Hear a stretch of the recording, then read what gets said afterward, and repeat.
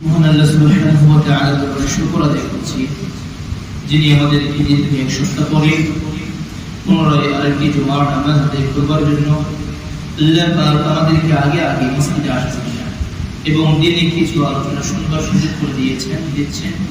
এই জন্য মহান আল্লাহ পাকের আলিশান দরবারে তার দেয়া জবান দিয়ে তার শেখানো ভাষায় আমরা প্রত্যেকে বলছি আলহামদুলিল্লাহ।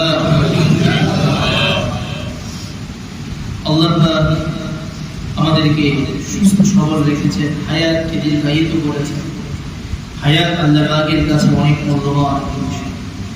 মুসলমানদের জন্য, মুমিনের জন্য, প্রত্যেক মানুষের জন্য হায়াতটা হচ্ছে অনেক মূল্যবান। এই হায়াতকে মূল্যায়ন করা হাদিসের মধ্যে এসেছে সহিহ বুখারী হযরত আব্দুল্লাহ ইবনে আব্বাস রাদিয়াল্লাহু তাআলা থেকে বর্ণিত, রাসূলুল্লাহ সাল্লাল্লাহু আলাইহি ওয়াসাল্লাম বলেছেন, নি'মাতানি মাগবুনুন ফীহিমা কাসীরুম মিনান নাস। দুইটি নিয়ামত এমন রয়েছে গনিমত স্বরূপ, যে ব্যাপারে অনেক মানুষ অবহেলার মধ্যে লিপ্ত আছে। কয়টি নিয়ামত?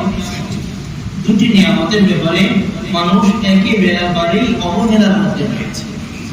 রাসূল সাল্লাল্লাহু আলাইহি ওয়াসাল্লাম বলেছেন, নি'মাতানি মাগবুনুন ফীহিমা কাসীরুম মিনান নাস। দুটি নিয়ামত এমন রয়েছে যার ব্যাপারে মানুষ বড় গাফিল থাকে, মানুষ বড় উদাসীন। রাসূল বলেন, আসিহাতু ওয়াল ফারাগ। দুইটি নিয়ামতের মধ্যে থেকে এক নম্বর হচ্ছে সুস্থতা। এক নম্বর নিয়ামত কি? সুস্থতা। আল্লাহ পাকের এত বড় একটি নিয়ামত, এই নিয়ামতটা বুঝে আসে তখন যখন অসুস্থ হয়। যখন আমরা অসুস্থ হয়ে বেডে পড়ে থাকি, শুয়ে থাকি, ওই সময় বুঝে আসে সুস্থতা কত বড় নিয়ামত ছিল। এই সুস্থতার কারণে, সুস্থতা নিয়ামতের মধ্যে থাকার ফলে আমরা মসজিদে আসতে পারছি। সুস্থতার ফলে আমরা একা হেঁটে পায়ে হেঁটে মসজিদে আসতে পারছি। একজন অপরজনের সাথে সাক্ষাৎ হচ্ছে, কথা বলতে পারছি। দিন কাল খুব ভালো চলে যাচ্ছে, এর মধ্যে কোনো ধরনের ব্যক্তিত্ব হচ্ছে না। কিন্তু যদি অসুস্থতা চলে আসতো তাহলে মসজিদে আসা কি সম্ভব ছিল? যদি অসুস্থতা এমন হতো যে বাসায় থাকাও সম্ভব হতো না, তাহলে কোথায় থাকতে হতো? হাসপাতালে গিয়ে থাকতে হতো। সেই জায়গার মধ্যে আরো কষ্ট। বাসার মধ্যে তাও যতটুকু আছে, হাসপাতালের ভিতরে আরো কষ্ট। যদি এখানে না হয়ে আরো দূরে কোথাও হয়তো আরো কষ্ট।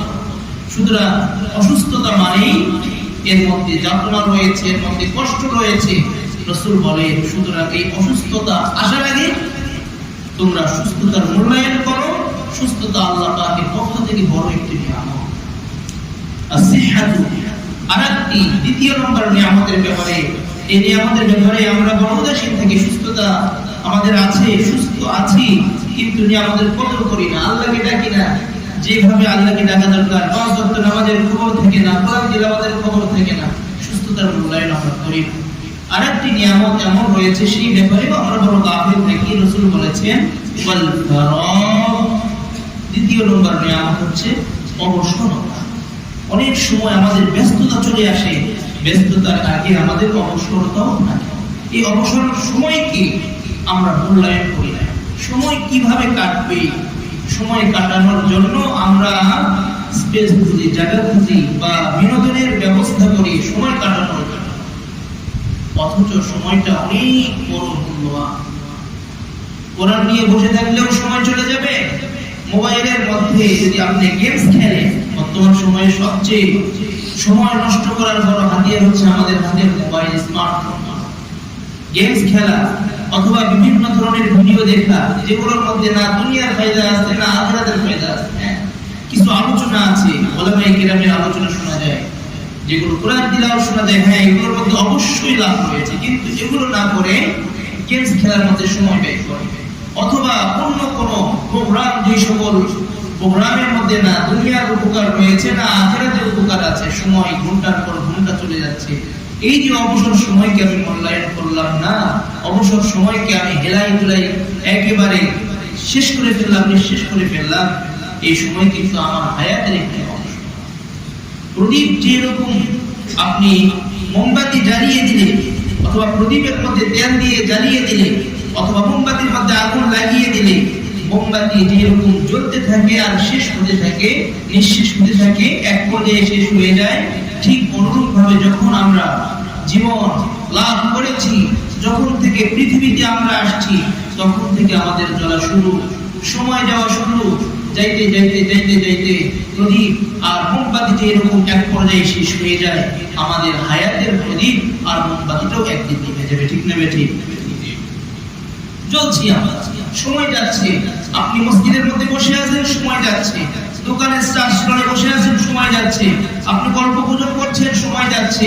কোরআনের তাফসীর শুনছেন, সময় যাচ্ছে। সময় চলে যাবে। এর ফাঁকি দিয়ে হয়তো আল্লাহ তাআলা প্রিয় বান্দা হবো, অথবা নাফরমান হবো। এই জন্য রাসূল বলেছেন, তোমরা সৎ ব্যবহার করো সময়ে। ওয়াসিহহাত ওয়াল ফারাগ, এই সময় যখন সুযোগ আসবে সুযোগের সৎ ব্যবহার করতে হবে। আল্লাহ রাব্বুল আলামিন আমাদের সকলকে এই দুটি নিয়ামত, সুস্থতা আর অবসরতা, এই দুই সময়কে, সুস্থতার সময় বেশি বেশি ইবাদত আর অবসর সময়ের মধ্যে বেশি বেশি আল্লাহর ইবাদত করবার এবং আল্লাহর প্রিয় হওয়ার তৌফিক দান করুন। সম্মানিত সুধী, আজকে আমরা যে সূরার তিলাওয়াত শুনলাম তা হচ্ছে সূরাতুল মুরসালাত। এটি হচ্ছে 29তম পারা শেষের সূরা। এই সূরার মাধ্যমে 29তম পারা শেষ হয়। এই সূরার প্রথম পরিচয় হচ্ছে এই সূরার নাম হচ্ছে সূরাতুল মুরসালাত। মুরসালাত শব্দের অর্থ হচ্ছে প্রবাহিত বায়ু, মানে হাওয়া বাতাস যেটা প্রবাহিত হয় এটাকে বলা হয় মুরসালাত, প্রবাহিত বায়ু। এই সূরার দ্বিতীয় নম্বর পরিচয় হচ্ছে এই সূরা হচ্ছে মক্কায় অবতীর্ণ। কোথায়? মক্কায় অবতীর্ণ। প্রত্যেকটি সূরা হয় মক্কায় আমরা মদিনায়, হিজরতের আগে অথবা হিজরতের পরে। এই সূরাটি হিজরতের পূর্বেই অবতীর্ণ হয়েছে, মাক্কিয়া সূরা। তৃতীয় নম্বর এই সূরার পরিচয় হচ্ছে এই সূরার মধ্যে আল্লাহ রাব্বুল আলামিন আয়াত রেখেছেন 50টি। কয়টি আয়াত? 50। রুকু রেখেছেন 2। এই মোটামুটি আমরা সাধারণভাবে সূরাতুল মুরসালাতের সাথে পরিচয় হয়ে নিলাম। আর এটি অবতীর্ণের দিক দিয়ে, কোরআনুল কারীম অবতীর্ণের দিক দিয়ে 33তম সূরা, আর কোরআনের ধারাবাহিকতার দিক দিয়ে এটি 77। অবতীর্ণের দিক দিয়ে 33, তার মানে মক্কার মধ্যে শুরু লগ্নে এই সূরাটি অবতীর্ণ হয়েছে। আর সিরিয়ালের দিক দিয়ে আলিফ লাম মিম থেকে শুরু করে যে সিরিয়াল শুরু হয়েছে 77তম সূরা। এই সূরার মধ্যে আল্লাহ রাব্বুল আলামিন কয়েকটি বিষয় ফুটিয়ে ধরেছেন। এক নম্বর কসম করেছেন, কসম করার পরে কিয়ামতের বিষয়টি উঠিয়ে ধরেছেন, জাহান্নামের কথা বলেছেন, পরবর্তীতে জান্নাতের কথা বলেছেন।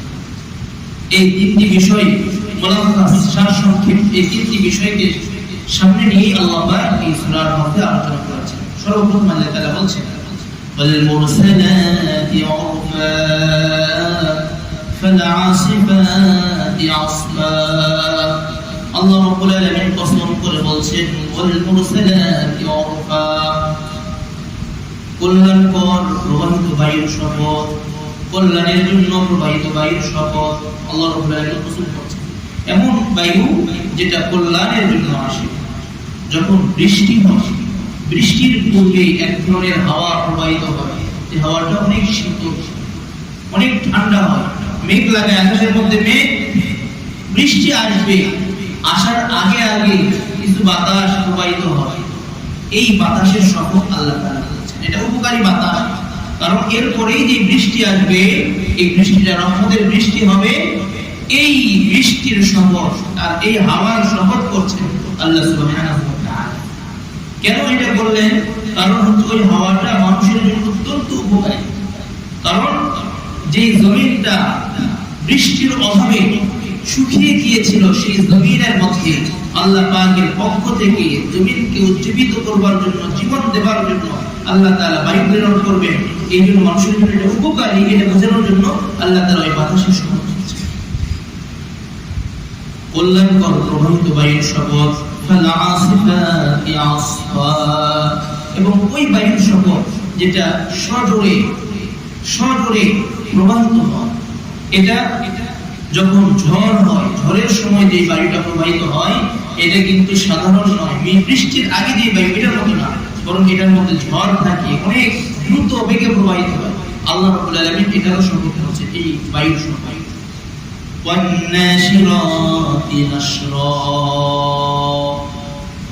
এবং ওই বায়ুর শপথ, ওই বাতাসের শপথ যে বাতাসের ফলে মেঘগুলোকে এক জায়গা থেকে আরেক জায়গায় নিয়ে যায়, এই বাতাসের শপথ করছেন কে? আল্লাহ। এমন হয় না মেঘ একদিকে আছে, বাতাস হয়ে যাচ্ছে, বাতাসের পরে অন্যদিকে মেঘ ধেয়ে চলে যাচ্ছে, আল্লাহ তাআলা ওই বাতাসের সাথে উপমা দিয়ে আল্লাহ তাআলা কসম করেছেন ফালফারিকাতি ফারকা। 4 নম্বর কসম করছেন ওই বাতাস, যেই বাতাস মেঘমালাকে বিচ্ছিন্ন করে দেয়, মেঘমালার মধ্যে দুটি খণ্ড করে দেয়, এক খণ্ড একদিকে আর এক খণ্ড আরেকদিকে, যেই বাতাস এসে এই দুই ভাগ করে দেয়, ওই বাতাসের শপথ। কয়টি কসম গেল? 4টি। তারপরে 10 নম্বর কসম করছেন ফাল মুলকিয়াতি যিকরা, ওই ফেরেশতার শপথ, যে ফেরেশতা ওহী নিয়ে আসে, যে ফেরেশতা ওহী নিয়ে আসে তথা জিবরাইল আলাইহিস সালাম যে ওহী নিয়ে আসে, এই ফেরেশতার শপথ। এই 5টি শপথ করে আল্লাহ রাব্বুল আলামিন বলেন, এই শপথগুলো কেন করলেন? উযুরান আও নুযুরা, উযুরান আও নুযুরা, পরবর্তীতে যেন কোন ব্যক্তি উযুর খাই করতে না পারে। ও আল্লাহ, তুমি কোনো কিছু আমাদেরকে বলো নাই, হিসাবের সম্মুখীন হতে হবে। এই সবগুলো তুমি যে আমাদেরকে দিয়েছো, কোরআন দিয়েছো, হাদিস দিয়েছো, সবগুলো যে আমাদেরকে দিয়েছো, বান্দা যেন এই উযুর খাই করতে না পারে। ও আল্লাহ, তুমি কিছুই পাঠাও নাই, কিছুই বলো নাই, এই উযুর খাই যেন করতে না পারে। এই জন্য আল্লাহ রাব্বুল আলামিন 5টি শপথ করে বলছেন আও নুযুরা, ভীতি প্রদর্শন করবার জন্য। কোরআন যে মানুষের জন্য ভীতি প্রদর্শনকারী, কোরআনের মাধ্যমে যে মানুষকে আল্লাহ তাআলা ভয় দেখাচ্ছেন, এটা বোঝানোর জন্য আল্লাহ রাব্বুল আলামিন এই 5টি জিনিসের শপথ করেছেন। এই 5টি জিনিসের শপথ করা এবং তার কারণ বর্ণনা করার পরে আল্লাহ বলেন ইন্নামা তুআদুনা লাওয়াকি', নিশ্চয় তোমাদের সাথে যে ওয়াদা করা হয়েছে কিয়ামত সংঘটিত হবে, এটা অবশ্যই এটা সংঘটিত হবেই হবে। সুবহানাল্লাহ। কিয়ামত যে সংঘটিত হবে, আল্লাহ রাব্বুল আলামিন বলেন এটা হবেই হবে। এখন আপনাদের অনেকের কাছে মনে হতে পারে যে কয়েকদিন থেকে যে সূরাগুলো যাচ্ছে, এই সূরাগুলোর মধ্যে শুধুমাত্র কিয়ামত নিয়ে আলোচনা, জান্নাত আর জাহান্নাম নিয়ে আলোচনা। তো আপনাদেরকে আমি আগেই বলেছি এটা হচ্ছে মক্কায় অবতীর্ণ এবং শুরু জামানার অবতীর্ণ। শুরু জামানাতে যেই কয়টা সূরা অবতীর্ণ হয়েছে, সবগুলোর মধ্যে সমাজের যে বিষয়গুলো, এগুলো এত আল্লাহ আলোচনা করেন নাই, বরং আল্লাহর পরিচয় দিয়েছেন, কিয়ামতের কথা বলেছেন, জান্নাতের কথা বলেছেন, জাহান্নামের কথা বলেছেন। এই জন্য এই আলোচনাগুলো বারবার আসছে, যাতে করে আমরা কিয়ামতকে ভয় করি, কিয়ামতের ভয়ে যেন আমাদের আমলকে পরিশুদ্ধ করি। এই জন্য শেষের সূরাগুলোতে আল্লাহ তাআলা প্রায় সূরাগুলোতেই, মাক্কি সূরাগুলোতে এই আলোচনা করেছেন কিয়ামত সংঘটিত হবে। তারপরে কিয়ামতের অবস্থা কি হবে সূরা কিয়ামার মধ্যেও আমরা শুনেছি, তারপর অন্যান্য সূরাগুলোর মধ্যেও আমরা শুনেছি। আল্লাহ তাআলা আবার এই সূরার মধ্যে বলছেন যখন কিয়ামত সংঘটিত হবে, ফাইদান নুজুমু তুমিসাত, ওই সময় তারকারা যে খুশি খুশি করবে, আসমানে যে তারকাগুলো রয়েছে এগুলো দেখতে পাই, প্রদীপটি আমরা দেখতে পাই, এগুলো খুশি করবে। ওয়াইদাস সামাউ ফুরিজাত, আসমান যে আমরা আমাদের সামনে দেখতে পাই, আমাদের মাথার উপরে দেখতে পাই, এই আসমানগুলো টুকরো টুকরো হয়ে যাবে, চূর্ণ বিচূর্ণ হয়ে যাবে, আসমানগুলো চূর্ণ বিচূর্ণ হয়ে যাবে।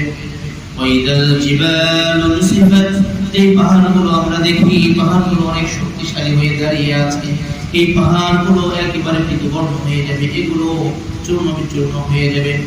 ওয়াইদার রুসুলু উকিতাত, যখন কিয়ামত সংঘটিত হবে, সমস্ত রাসূলদেরকে একত্রিত করা হবে।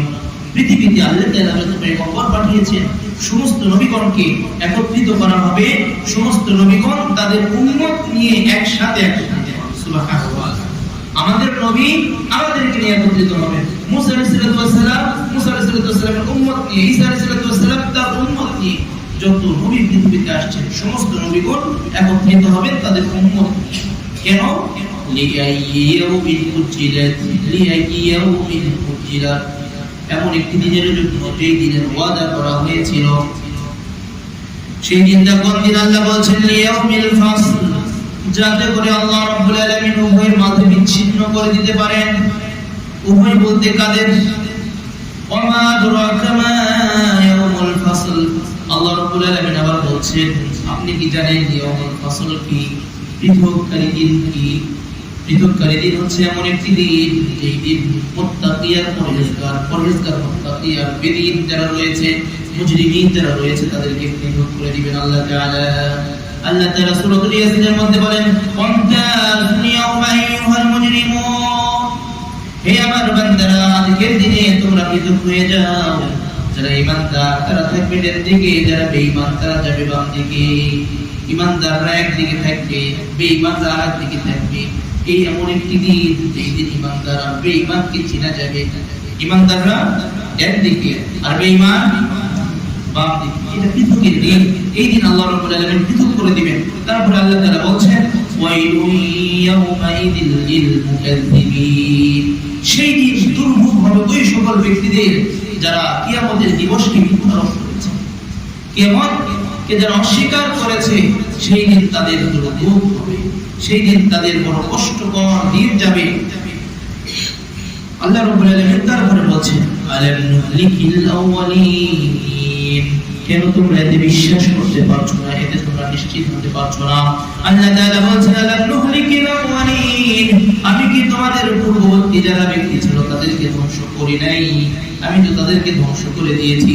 যারা আমাকে মানে নাই, আদ সম্প্রদায় ছিল, সামুদ সম্প্রদায় ছিল, শুআয়ব আলাইহিস সালামের জাতি ছিল, যারা আমাকে মানে নাই, আমি তাদেরকে দুনিয়া থেকে চিরতরে ধ্বংস করে দিয়েছি। আলাম নুহলিকিল আউয়ালিন, আল্লাহ বলেন আমি কি পূর্ববর্তীদেরকে ধ্বংস করে দেই নাই? প্রশ্নবোধক প্রশ্ন, আল্লাহ তাআলা আমাদেরকে প্রশ্ন ছুড়ে দিচ্ছেন, আমি কি তোমাদেরকে তোমাদের পূর্ববর্তী জাতিদেরকে ধ্বংস করে দিই নাই? কি বলেন, দিছে না আল্লাহ তাআলা? এখনো মিশরে যদি যান, ফেরাউনকে দেখতে পাবেন শুয়ে আছে, সে কি ধ্বংস হয় নাই? হয়ে গেছে।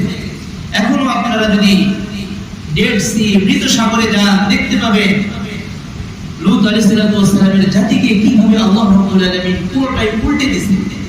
এই সবগুলো আল্লাহ নিদর্শন রেখেছেন, এই জন্য সফর করতে আল্লাহ তাআলা নির্দেশ দিয়েছেন।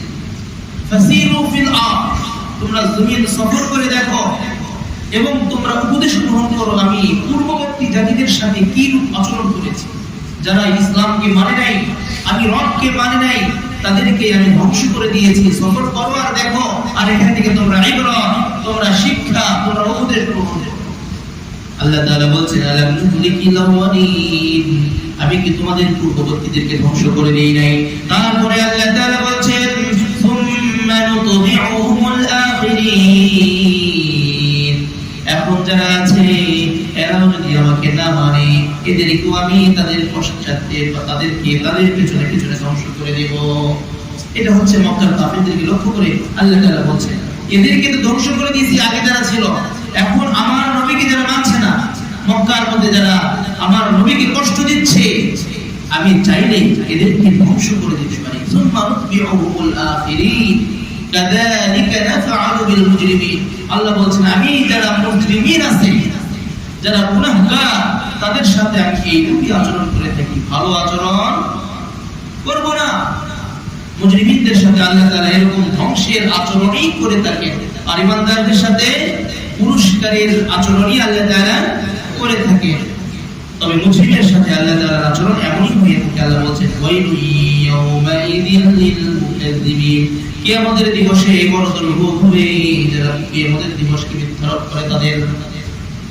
দুইবার আল্লাহ তাআলা বলছেন, দুইবার এই সূরার মধ্যে আরো কয়েকবার, যেরকম সূরা রহমানের মধ্যে আল্লাহ বলছেন, ফাবিআইয়ি আলাই রাব্বিকুমা তুকাযযিবান, অতএব তোমরা উভয়ে আল্লাহ তাআলার কোন কোন দিবসকে, কোন কোন নিয়ামতকে অস্বীকার করবে।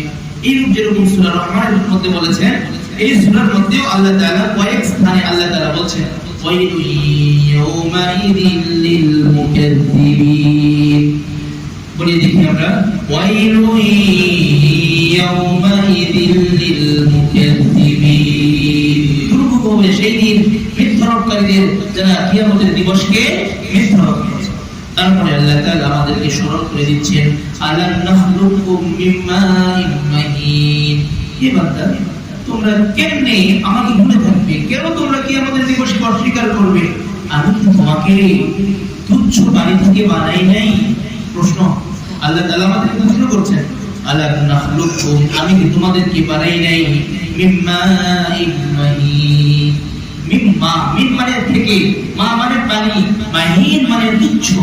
মিন মাইন মাহিন মানে তুচ্ছ পানি থেকে আমি কি তোমাদেরকে বানাই নাই? আমাদের মধ্যে, পৃথিবীর মধ্যে কে আছে কাকে আল্লাহ তাআলা তুচ্ছ পানি থেকে বানাই নাই, উন্নত মানের পানি দিয়ে বানাইছে, এরকম কেউ কি আছে? না না, সকলের জন্মের অবস্থা এক, সকলেই একই অবস্থায় পৃথিবীতে জন্মগ্রহণ করেছেন। শুধুমাত্র আদম আলাইহিস সালামকে আল্লাহ পাক বানিয়েছেন আপন কুদরতি হাতে। সুবহানাল্লাহ। আদম আলাইহিস সালামকে এইভাবে বানিয়েছেন, আর মা হাওয়া আলাইহিস সালামকে বানিয়েছেন আল্লাহ তাআলা আদম আলাইহিস সালামের একটি হাড়ি থেকে। তার পরবর্তীতে কি যত ব্যক্তি পৃথিবীতে আসছেন, তবে একজন ব্যক্তি ঈসা আলাইহিস সালামকে বানিয়েছেন একটি ফুর মাধ্যমে। ভিতরে জিবরাইল আলাইহিস সালামটা ফু দিয়েছেন, এর থেকে গর্ভধারণ হয়েছে, এরপরে ঈসা আলাইহিস সালাম পৃথিবীতে আসছে। এই তিনজন ব্যক্তি ছাড়া পৃথিবীতে যত মানুষ আসছে, সকল মানুষের আগমনের সিস্টেম পুরোটা এক। আল্লাহ তাআলা সকলকে লক্ষ্য করে বলছেন, আমি কি তোমাদেরকে তুচ্ছ পানি থেকে বানাই নাই? তারপরে ফাজআলনাহু ফি করারিম মাকিন, হে বান্দা আমি তোমাদের এই তুচ্ছ পানিকে রেখে দিয়েছি ফি করারিন, একটি স্থানে, মাকিন সংরক্ষিত স্থানের মধ্যে আমি নির্দিষ্ট পরিমাণ সময় রেখে দিয়েছি। সুবহানাল্লাহ। সেই স্থানটাও বানিয়েছেন কে? আল্লাহ। ওই জায়গার মধ্যে খাবারও দিয়েছেন কে? সেটা হচ্ছে মায়ের গর্ভে। মায়ের গর্ভে পৃথিবীর কেউ খাবার দিতে সক্ষম? কোন ডাক্তার, কোন বিজ্ঞানী সক্ষম নয়। খাবার কে দেন এই জায়গার মধ্যে? আল্লাহ খাবার দিয়েছেন। তারপরে আল্লাহ তাআলা বলছেন, সারা জীবন তো তোমাদেরকে সেই জায়গার মধ্যে আমি রাখি নাই, ইলা কাদারিন মা'লুম, নির্দিষ্ট একটি সময় পর্যন্ত আমি রব্বুল আলামিন তোমাদেরকে এই স্থানের মধ্যে রেখেছি। 10 মাস, 10 দিন, 10 মাস, অথবা 10 দিন, 8 দিন, 6 দিন, যার যে পরিমাণ থাকা তার দিনে লিখেছিল সেই পরিমাণ সে অবস্থান করেছে। 8 মাসেও কেউ ছিল গর্ভের মধ্যে। এইভাবে আমি তার সময়কে নির্ধারণ করেছি মায়ের গর্ভের মধ্যে নির্দিষ্ট একটি সময় পর্যন্ত।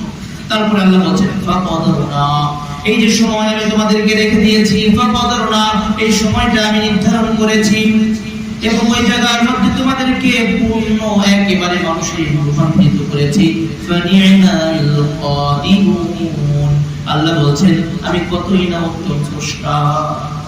নিজের প্রশংসা আল্লাহ তাআলা নিজে করছেন, কতই না উত্তম স্রষ্টা আমি, যে যেইভাবে তোমাদেরকে সৃষ্টি করা দরকার সেইভাবে আমি সৃষ্টি করেছি। সুবহানাল্লাহ। হাত যেমন দেওয়া দরকার সেইভাবে দিয়েছি, চোখ যেখানে দেওয়ার দরকার সেখানেই দিয়েছি, যত বড় দেওয়ার দরকার তত বড়ই দিয়েছি। চোখগুলো যদি যেই পরিমাণ আছে আরেকটু বড় হইতো কেমন হতো?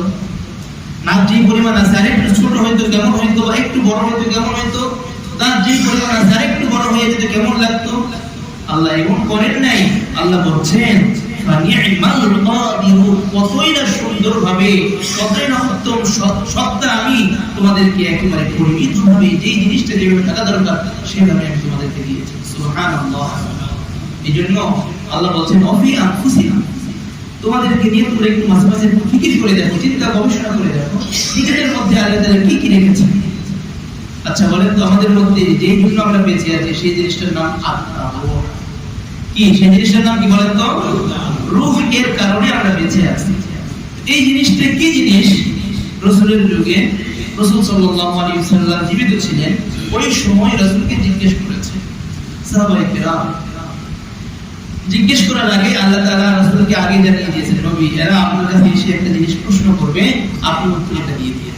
সুবহানাল্লাহি ওয়া বিহামদিহি। সূরা বনী ইসরাঈলের মধ্যে আল্লাহ তাআলা বলেছেন ওয়ায়াসআলুনাকা আনির রূহ, ও নবী এরা আপনার কাছে জিজ্ঞেস করবে রূহ সম্পর্কে, যে রূহের কারণে আমরা পৃথিবীতে জীবিত থাকি। মানুষ যখন মারা যায়, আচ্ছা বলেন তো হাত কি চলে যায় নাকি ঠিক থাকে? হাত ঠিক থাকে, মুখ ঠিক থাকে, চোখ ঠিক থাকে, হাত পা পুরো বডি ঠিক থাকে, শুধুমাত্র একটা জিনিস থাকে না, না থাকার জিনিসটার নাম কি? রূহ। এই রূহটা চলে যায়, চলে যাওয়ার সাথে সাথে ওই ব্যক্তিকে যদিও আগে থেকে আমরা আব্দুর রহমান, আব্দুর রহিম আর যেই নামে ডাকি না কেন, এই জিনিসটা বের হওয়ার সাথে সাথে আমরা কোনো নাম দিই না, নাম দিই লাশ। কি নাম দিই? আগে যতই সুন্দর নাম থাকুক না কেন, আমরা ওই সময় আর তার নাম ধরে ডাকি না, লাশ মৃত ব্যক্তি বলি, এর জানাজা কখন হবে? আব্দুর রহমানের জানাজা না, মৃত ব্যক্তির জানাজা কখন হবে? নাম যা ছিল এরূপ সাথে সম্পর্ক ছিল এত পর্যন্ত ছিল, শেষ কোনো কিছুই না। এটা কি জিনিস?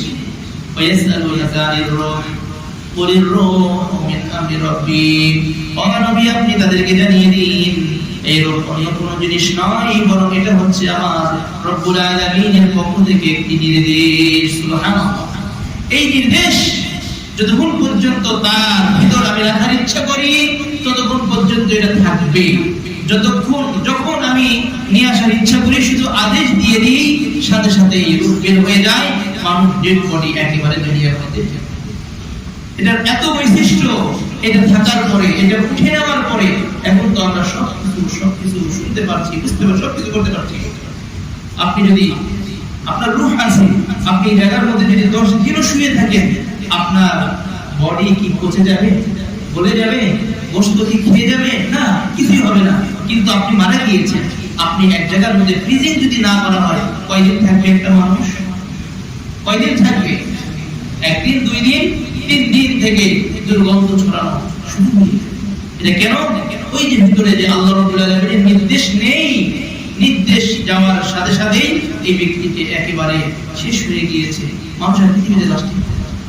তো আল্লাহ রাব্বুল আলামিন এত সুন্দর করে বানিয়েছেন, এই রূহটাকে আমাকে দিয়েছেন, যে আল্লাহকে ভুলে যদি আমি থাকি, এই জিনিসটা নিয়ে যদি একটু ফিকির করি, তাহলে কিন্তু আমি নামাজে হয়ে যেতে পারি, আল্লাহ তাআলাকে চিনতে পারি। নামাজের সময় মানুষকে বলতে হবে না, দাওয়াত তাবলীগের ভাইরা আমাদেরকে ডাকতে হবে না, অটোমেটিক আমরা মসজিদের মধ্যে চলে আসব। বলতে হবে না আসেন ভাই নামাজে আসেন, বলতে হবে না, কারণ আপনি। এইজন্য আল্লাহ তাআলা বলছেন, তাফাক্কারু ফি খালকিল্লাহ ওয়া লা তাফাক্কারু ফিল্লাহ। তোমরা আমার সৃষ্টি জীব নিয়ে গবেষণা করো, কিন্তু আমাকে নিয়ে গবেষণা করো। আল্লাহর সৃষ্টি জীব নিয়ে গবেষণা করলে, এমনকি আপনাকে নিয়ে আপনি গবেষণা করলে, আপনি 5 ওয়াক্ত নামাজি হয়ে যাবেন, আল্লাহকে জেনে ফেলবেন। ঠিক না ঠিক? এইজন্য যখন আমরা সুযোগ পাবো আল্লাহ রাব্বুল আলামিনের সৃষ্টি নিয়ে, আমি নিজেকে নিয়ে আমরা ফিকির করব। আল্লাহ তাআলা আমাদেরকে তৌফিক দান করুন। তারপরে আল্লাহ বলছেন, ওয়াইলু ইয়াউমাইযিল লিল মুকাযযিবিন। অতএব দুরূহ হবে সেই দিন মিথ্যারোপকারীদের, যারা কিয়ামতের দিবসকে মিথ্যারোপ করে, তাদের জন্য হবে দুরূহ। আলাম নাজআলিল আরদা কিফাতা। আল্লাহ তাআলা বলছেন, আমি কি জমিনকে সহনশীল বানিয়ে দেই নাই? আমি জমিনকে কি উপযোগী করে দেই নাই?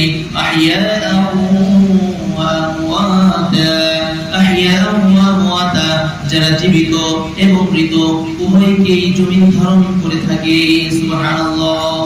জমিনের মধ্যে আমরা চলছি, আমাদের কেউ জমিন নিয়ে আছে, আমাদের মাঝ থেকে যারা চলে গিয়েছে তাদেরকেও কিন্তু আমরা জমিনের মধ্যেই রেখে দিয়েছি।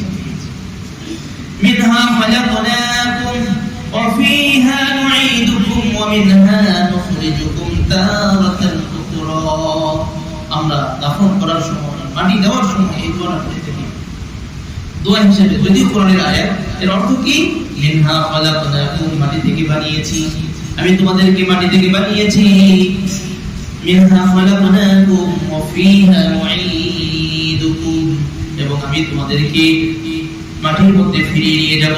ওয়া মিনহা নুখরিজুকুম তারাতান উখরা, আরেকবার জমিন থেকে আমি তোমাদেরকে পুনরায় উত্থিত করব। সুবহানাল্লাহ। এই যে মানুষ মারা যাচ্ছে, মানুষ মারা যাবে, আমরাও মারা যাব।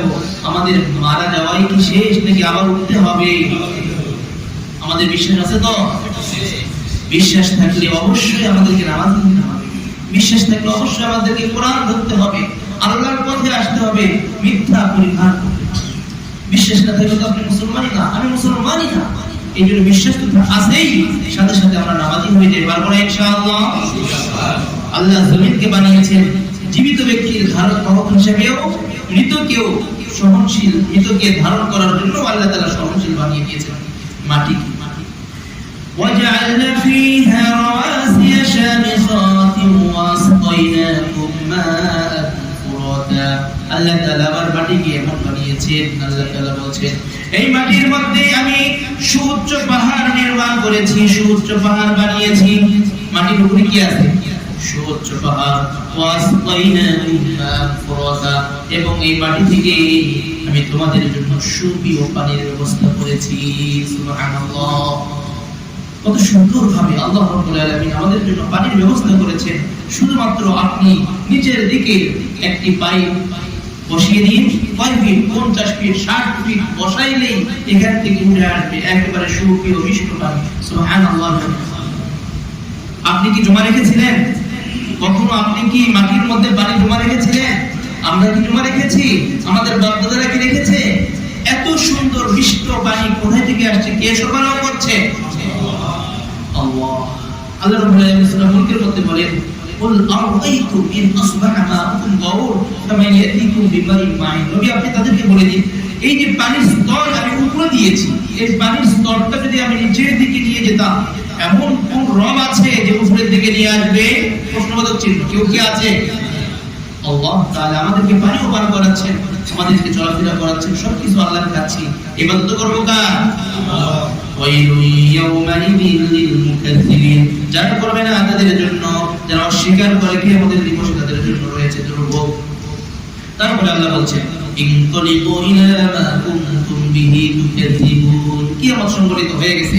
ওই সময় যারা অস্বীকার করেছিল এদেরকে আল্লাহ তাআলা বলবেন, এদেরকে নিয়ে যাও ওই দিকে যেই জিনিসকে তারা অস্বীকার করেছিল, মিথ্যারোপ করেছিল, তার দিকে নিয়ে যাও, কিয়ামতের দিকে নিয়ে যাও।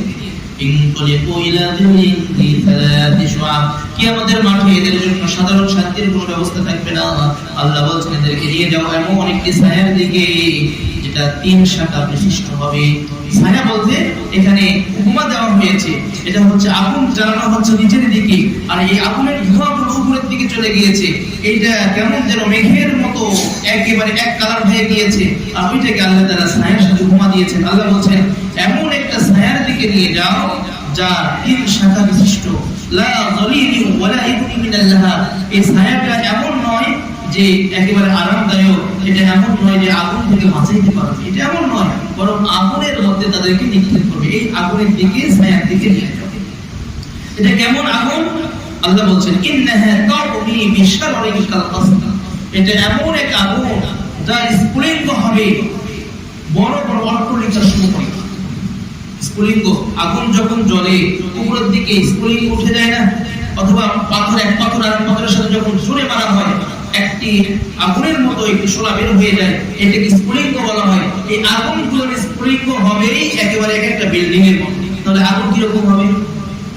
স্ফুলিঙ্গ যদি এত বড় হয়, আগুনটা তাহলে কত দীর্ঘ হবে। তারপর আল্লাহ বলছেন কান্নাহু জিমালাতুন সুফুর। এটা কেমন যেন হলুদ বর্ণের উটনির মতো। এটা কেন বললেন? আগুন যখন উপরের দিকে উঠে যায়, আপনারা স্ফুলিঙ্গ দেখেছেন, ওই সময় অনেকটা বড় আকার থাকে, কিন্তু যখন আবার নিচের দিকে নেমে আসে ওই সময় কি বড় থাকে না ছোট হয়ে যায়? ছোট হয়ে যায়। আল্লাহ বলছে মানে এই আগুনগুলো যখন উপরের দিকে উঠবে এটা এক একটা বিল্ডিং এর মতো হবে, কিন্তু যখন নিচের দিকে নামবে এক একটা উটনির মতো হয়ে জমিনের মধ্যে এসে পড়বে। আল্লাহু আকবার কাবীর। আল্লাহ কত সুন্দর করে উপমা দিয়ে বোঝাচ্ছেন শাস্তিটা কেমন হবে। ওয়াইলুন ইয়াউমাইযিন লিল মুকাজ্জিবিন। সেই দিন দুর্ভোগ হবে মিথ্যারোপকারীদের জন্য যারা কিয়ামতের দিবসকে মিথ্যারোপ করছে। তারপরে আল্লাহ তাআলা বলছেন হাযা ইয়াউমুল লা ইয়ানতিকুন। এটা এমন এক দিনের কথা বলা হচ্ছে যে দিন কেউ কারোর সাথে কোনো কথা বলতে পারবে না, কেউ কারোর সাথে কোনো কথা বলতে পারবে না। সন্তান বাবার সাথে বলতে পারবে না, বাবা সন্তানের সাথে বলতে পারবে না, স্ত্রী স্বামীর সাথে, স্বামী স্ত্রীর সাথে, কেউ কারোর সাথে কোনো কথা বলতে পারবে না। ওয়ালা ইউযানু লাহুম ফায়াতাযিরুন। আল্লাহ বলছেন সেই দিন কেউ কারো উযর খাইয়ে তো তওবা কবুল করা হবে না। কেউ বলবে আল্লাহ আর ভুল করবো না, না না, ওই সময় মুখে মোহর মেরে দেওয়া হবে, এই কথা বলার সক্ষমতা আপনার থাকবে না। ওয়াইলুন ইয়াউমাইযিন লিল মুকাজ্জিবিন। সেই দিন দুর্ভোগ হবে মিথ্যারোপকারীদের জন্য যারা কিয়ামতের দিবসকে মিথ্যারোপ করছে। তারপরে আল্লাহ বলছেন হাযা ইয়াউমুল ফাসল। এটা এমন একটি দিন যে ঠিক করে দেওয়া হবে জামাআনাকুম ওয়াল আউয়ালিন। তোমাদেরকে একত্রিত করব, তোমাদের পূর্বে যারা চলে গিয়েছে তাদেরকেও আমি একত্রিত করব। ফাইন কানা লাকুম কাইদুন ফাকিদুন। আল্লাহ বলছেন যদি তোমাদের কোনো কৌশল থাকে কৌশলটা প্রয়োগ করে দেখো। ফাইন কানা লাকুম কাইদুন ফাকিদুন। তোমাদের বাঁচার যদি কোনো কৌশল থাকে আজকে কৌশলটা একটু প্রয়োগ করো। বলেন সেই দিন কোনো কৌশল কাজে আসবে? কোনো কাজে আসবে না। আল্লাহ বলছেন, আবার বলছেন ওয়াইলুন ইয়াউমাইযিন লিল মুকাদ্দিবিন, সেই দিন দুর্ভোগভাবে মিথ্যারোপকারীদের জন্য যারা কিয়ামতের দিবসকে মিথ্যারোপ করছে। এতক্ষণ পর্যন্ত আমরা একটি কথা শুনলাম, কিয়ামতের দিবস এবং মিথ্যারোপকারীদের কি অবস্থা হবে এই কথাটি আল্লাহ তাআলা বলছেন। দ্বিতীয় নম্বর রুকুর মধ্যে মুত্তাকিদের কথা বলছেন আল্লাহ তাআলা। দ্বিতীয় নম্বর রুকু শুরু হয়েছে, আল্লাহ বলছেন ইন্নাল মুত্তাকিনা ফি যিলালিন ওয়া আয়ুন, যারা মুত্তাকি এরা থাকবে সুমিষ্ট ছায়ার মধ্যে, আরামদায়ক ছায়ার মধ্যে, এবং সাথে থাকবে ঝর্ণা। ওয়াফাওয়াকিয়া মিম্মা ইয়াশতাহুন, এমন এমন ফল থাকবে যা তাদের মনে খাইতে চায়, এমন এমন ফল থাকবে। কুলু ওয়াশরাবু হানিআন বিমা কুনতুম তা'মালুন, আল্লাহ তাআলা বলবেন তোমরা খাও পান করো, দুনিয়ার মধ্যে যত আমল করেছিলে এর বিনিময়ে তোমরা স্বাচ্ছন্দ্য জীবন উপভোগ করো। সুবহানাল্লাহ। এটা ইমানদারদের জন্য, মুত্তাকিদের জন্য এই অবস্থা থাকবে, এই ব্যবস্থা হবে। ইন্না কাযালিকা নাজিজিল মুহসিনিন, আল্লাহ বলছেন আমি এইভাবে যারা মুহসিন বান্দা, ইমানদার বান্দা তাদের বিনিময় দিয়ে থাকি। ওয়াইলুন ইয়াউমাইযিন লিল মুকাদ্দিবিন, কিন্তু দুর্ভোগ হবে তাদের জন্য যারা কিয়ামতের দিবসকে অস্বীকার করেছে। সেই দিন যারা কিয়ামতের দিবসকে অস্বীকার করেছে, দুনিয়ার মধ্যে তাদেরকে বলা হবে কুলু ওয়াতামাত্তাউ ক্বালিলান, তোমরা খাও পান করো অল্প কিছুদিন, তোমরা জমিনের মধ্যে খাও পান করো অল্প কিছুদিন। ইন্নাকুম মুজরিমুন, তোমরা তো অপরাধী। ওয়াইলুন ইয়াউমাইযিন লিল মুকাদ্দিবিন, মিথ্যাকারীদের জন্য হবে সেই দিন দুর্ভোগ। তারপরে আল্লাহ বলছেন ওয়াইদা কিলা লাহুমুল কাউ লা ইয়ারকাউন, আল্লাহ রাব্বুল আলামিন এই সকল ব্যক্তিদেরকে রুকু করার জন্য বলবে কিয়ামতের মাঠে আমার দরবারে তোমরা সিজদা অবনত হও, রুকু করো, কিন্তু লা ইয়ারকাউন, যারা দুনিয়ার মধ্যে রুকু করে নাই, সিজদা করে নাই, সেই দিন আল্লাহ রাব্বুল আলামিনের সামনে রুকু করতে পারবে না। এই জন্য নামাজ পড়ার প্রয়োজন আছে না নাই? আছে। পাঁচ ওয়াক্ত নামাজ পড়তে হবে। এখন যদি আমরা রুকু করি আল্লাহর সামনে অবনত হই, কিয়ামতের মাঠে আল্লাহ যখন বলবে আমার দরবারে সিজদা করো, রুকু করো, সেই দিন আমরা অনায়াসে করতে পারবো। কিন্তু যারা করে নাই, হাদিসের মধ্যে আসছে তাদের পিঠের মধ্যে একটা তক্তার মতো হয়ে যাবে, তারা হালতে পারবে না। ওয়াইলুন ইয়াউমাইযিন লিল মুকাদ্দিবিন, দুর্ভোগ সেই দিন হবে তাদের যারা কিয়ামতের দিবসকে মিথ্যারোপ করেছে। ফাবিআইয়ি হাদিসিন বা'দাহু ইউমিনুন, আল্লাহ বলছেন এত সুন্দর করে বলার পরেও যদি তারা বিশ্বাস না করে, কেমনে বিশ্বাস করবে? এত সুন্দরভাবে আমি বুঝিয়ে দিচ্ছি, তারপরেও যদি না বোঝে, এরা কেমনে বুঝবে? কিভাবে করলে বুঝবে? এই আয়াতের মাধ্যমে আল্লাহ রাব্বুল আলামিন সূরাতুল মুরসালাত শেষ করে